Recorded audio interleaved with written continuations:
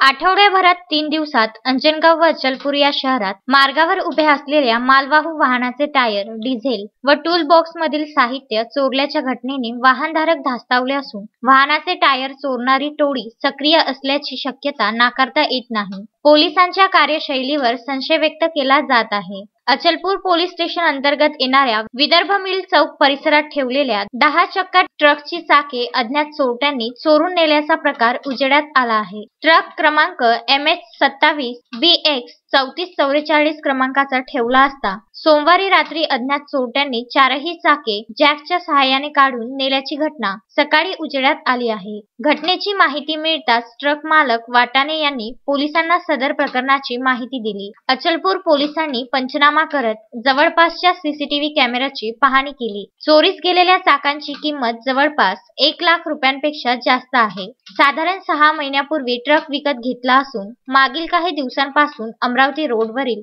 Vidarbha mill चौकामध्ये पुलावर उभा होता. अचलपूर पोलिसांनी या प्रकरणी अज्ञाताविरुद्ध चोरीचा गुन्हा दाखल केलेला आहे. पुढील तपास अचलपूर पोलीस करीत आहेत. पंकज साबूसह नितीन दुर्गुडे, विदर्भ न्यूज, परतवाडा.